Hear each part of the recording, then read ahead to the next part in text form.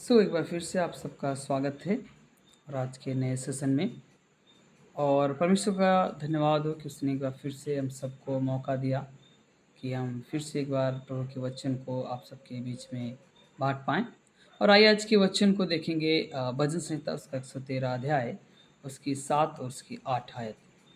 मैं आपके लिए पढ़ना चाहूँगा। यहाँ पे इस प्रकार से लिखा है, वो कंगाल को मिट्टी पर से और दरिद्र को घूरे पर से उठाकर ऊंचा करता है कि उसको प्रधानों के संग अर्थात अपनी प्रजा के प्रधानों के संग बिठाए। ध्यान से सुनिएगा, यहाँ पे लिखा है कि परमेश्वर का वचन इस प्रकार से कहता है कि वो कंगालों को मिट्टी पर से उठाकर और दरिद्रों को घूरे पर से उठाकर ऊंचा उठाता है या ऊंचे पे बिठाता है। मेरे प्रियो, वास्तव में जो परमेश्वर है वो आपको, आप किन-किन परिस्थितियों से होके गुज़रते हैं, उनसे वो आपको बाहर निकालता है। और यहाँ पे इस प्रकार से लिखा भी है कि वो कंगाल को मिट्टी पर से अर्थात दरिद्र को, गरीब को, असहाय को वो उस दलदल से जहाँ से उसका जीवन जब वो गुज़ारता है, वहाँ से अपने आप अपनी बुद्धि ज्ञान से निकल नहीं सकता। पर परमेश्वर है जो उसकी मदद करता है और उस व्यक्ति को या उस जन को जो कंगाल है, जो असहाय, जो कठिन समस्याओं में है, परमेश्वर उठाकर ऊँचा करता है। वास्तव में कई बार जब हम अपनी परिस्थितियों में, अपनी बीमारी में, अपनी कमियों में जब हम होते हैं, तो हम अपनी अकल, अपनी बुद्धि से उससे बाहर निकल नहीं सकते। पर परमेश्वर है जो हमें और आपको उन परिस्थितियों से निकालता। भजनकार कहता है कि वो कंगालों को तो मिट्टी पर से और दरिद्र को घूरे पर से उठाकर ऊँचा करता है। कह सकते हैं वह अधपतियों के बीच में बिठाता है। परमेश्वर है जो आपके स्तर को ऊँचा करता है। परमेश्वर है जो आपके परिवारों को बेहतर बनाता है। परमेश्वर है जो आपके कामों में आशीष को लाता है। मेरे प्यारे मित्रों, मैं आपको बताना चाहता हूँ, इस प्रकार से मत्ती उसका 19 और 26 में लिखा है कि मनुष्य से जो असंभव है वो परमेश्वर में संभव है। परमेश्वर सब बातों में वो संभव करता है। जो मनुष्य से नहीं हो सकता, जो व्यक्ति की बुद्धि से नहीं हो सकता, पर वो परमेश्वर कर सकता है। वास्तव में क्या आज के दिन आप परेशान हैं? आप अपनी समस्याओं से होकर गुज़र रहे हैं? आज का संदेश आप पढ़े और वचन का इस प्रकार से कहता है कि वो कंगाल को मिट्टी पर से और दरिद्र को घूरे पर से उठाकर अधिपति के बीच में बिठाता है। कह सकते हैं ऊँचा उठाता है।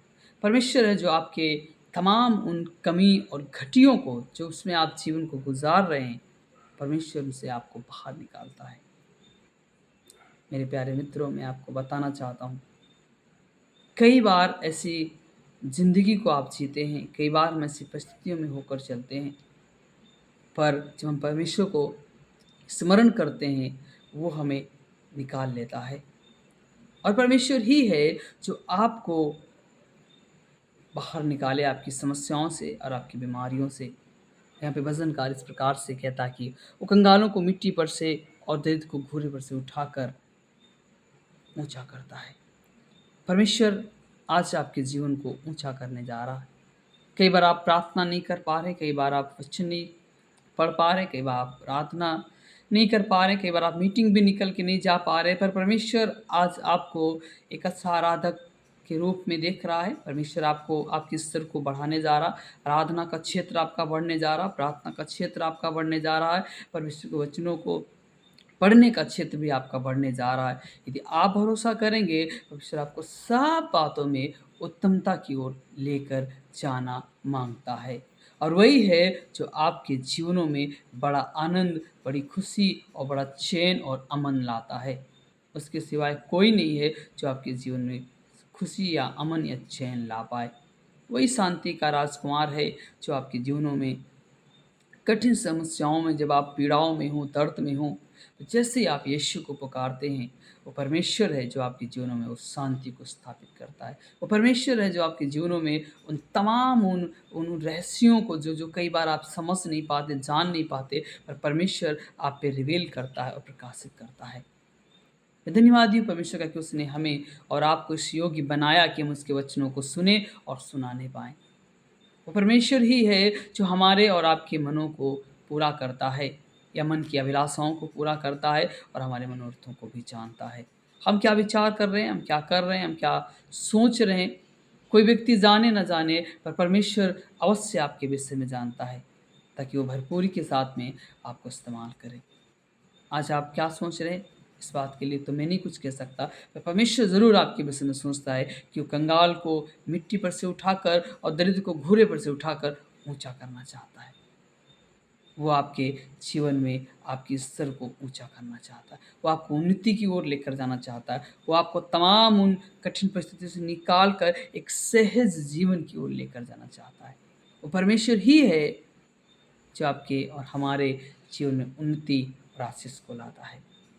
मैं आशा करता हूँ कि आज का ये छोटा-सा वीडियो और छोटा-सा संदेश आपको समझ में आएगा। आप इसे ज़रूर से मनन करें और परमेश्वर का वास्तव में जो प्यार है वो अद्भुत है और अगम्य है और उसके जैसा और कोई परमेश्वर नहीं है जो हमारे जीवनों में और हमारा ख़्याल करे। एक बार आपके पेरेंट्स, आपके माँ-बाप, आपके पति, आपकी पत्नी एक बार बेशक आपका ख़्याल उतना अच्छा ना रख पाएँ, पर परमेश्वर आपका बेहद तरीके से ख़्याल करता है। वो आपकी चिंता करता है, वो आपके लिए तरसता है। आप उसके नज़दीक आएँ, आप उससे प्रार्थना करें, ताकि प्रभु आपको उस कंगाल की लाइन से हटाकर उस अधपति के बीच में खड़ा करे और आपके स्तर को ऊँचा करे। सो प्रभु आपको आशीष दे इस वचन के द्वारा और आइए प्रार्थना करेंगे। प्रभु जी धन्यवाद देना चाहते हैं, शुक्रगुज़ार करते हैं। एक बार फिर से उन लोगों के लिए प्रभु प्रार्थना है प्रभु, जो इस संदेश को सुन रहे या देख रहे प्रभु। हम चाहते हैं उनके जीवनों में शांति, अमन रहे प्रभु और आपका वचन कहता है कि आप तो कंगाल को प्रभु जी मिट्टी पर से उठाकर प्रभु जी अधपति के बीच में बिठाते हैं। उस दरिद्र को उठाकर उसके पद को ऊँचा करते हैं।